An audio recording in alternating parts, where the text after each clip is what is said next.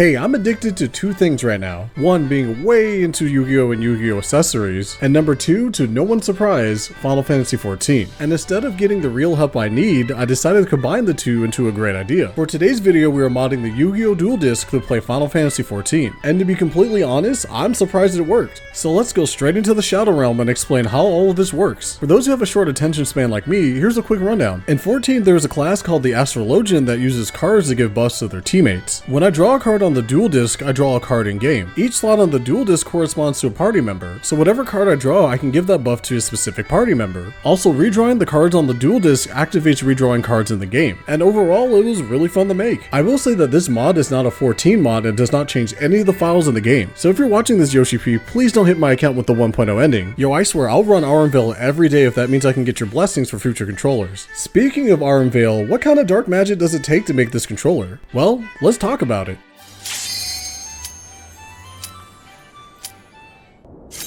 So hey, time for a useless fun fact. Back in the day, the Astrologian class almost used Duel Disk for the weapons. I need to check where this render is from, but can you imagine this in 14? Can you imagine that there's probably a timeline out there where you actually have to draw Monster Reborn to revive somebody? I wish I knew about this before making the mod, but the real reason why I made this mod is that this toy was just collecting dust in my closet, and I haven't made a controller bending video in a hot second. There are a few things you need to plan out to make this toy from the 2000s work as a controller for a modern game. First off, there's no electronic parts in the disc itself, so I need to come up with my own hardware.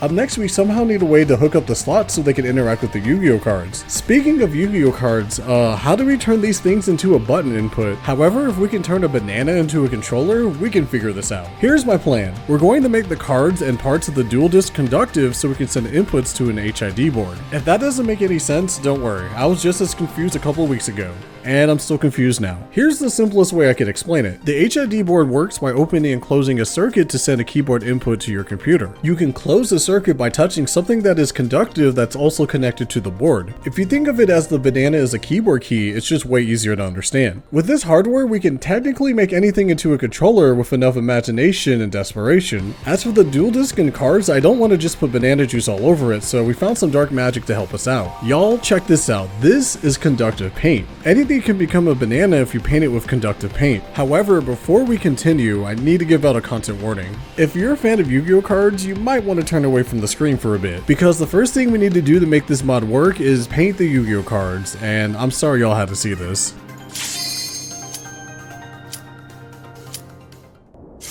So yeah, I painted over the Yu-Gi-Oh cards to make them conductive. I'm sure there's a level in the Shadow Realm for freaks like me, but hear me out. This is probably the best way to make my cards conductive without spending actual money. Originally, I thought about using aluminum tape, but it adds too much thickness to the card and it won't fit in the Duel Disk. I also thought about using RFIDs, but I'm gonna put the price on the screen and let y'all do the math. Remember, each slot needs this, so whatever the math is, times it by a whole Yu-Gi-Oh deck, and ooh, I'm broke, I can't afford that. So by painting the outlines of the card, it was good enough to transfer the inputs without messing up the card too much. I used the same technique for the slots on the Duel Disk as well. You actually don't need to put on that much paint for it to work. You just need enough so it can fit under some alligator clips so it can be connected to the board. So in theory, by putting the card into the slot, it closes a circuit and tells the board to send an input to my computer. We can tell that this works because the board will light up when the circuit is closed.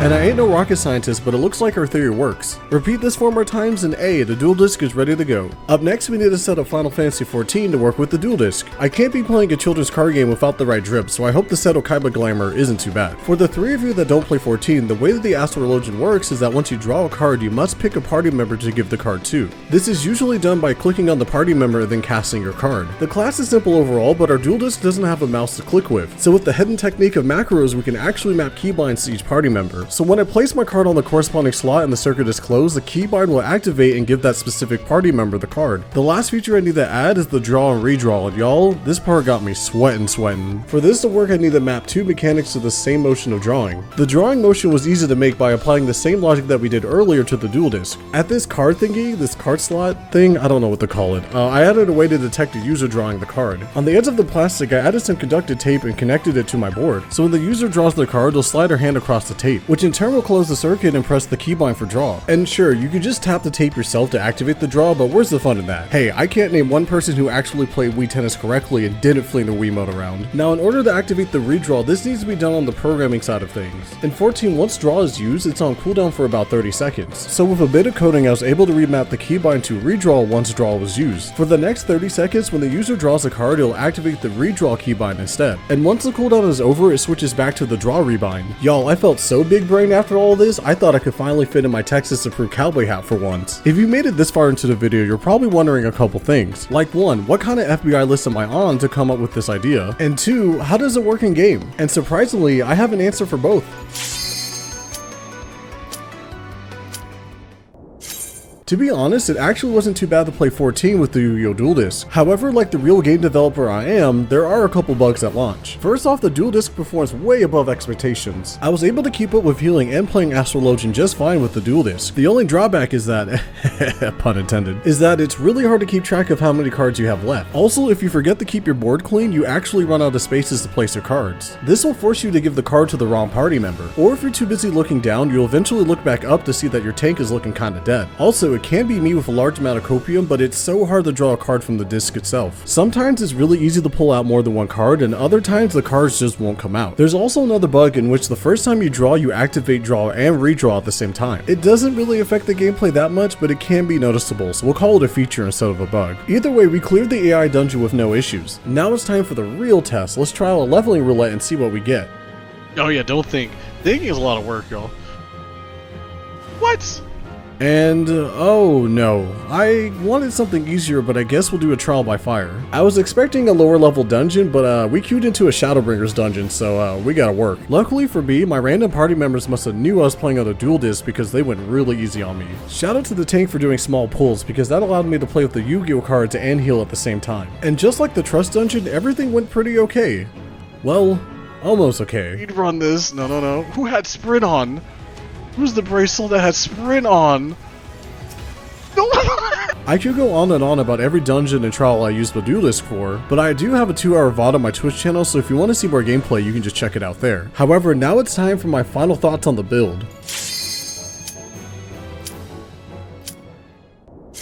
Y'all, what a controller build, right? If you made it this far into the video, thanks y'all, it really means a ton to me. Overall, this is one of my favorite controller mods to date. Honestly, I haven't had this much fun since my Ghost of Tsushima Katana controller run. This mod was a blast to make and I'm truly thankful for the support. I've never expected the Twitter video to blow up and amazingly, none of the comments are toxic. Like seriously, if this was Dark Souls or Overwatch, the response would have been way different. The 14 community is truly one of the nicest communities I've ever been in. Even I'm surprised that in the 1,000 hours I've played this game, I've never made content for it. So again, I just want to say thank you for watching the video and supporting the channel. If you need help making this controller or just want to reach out to me, feel free to reach me on my Twitter. Until then, I have to get ready for the next mod, and don't tell anybody, but here's a sneak preview.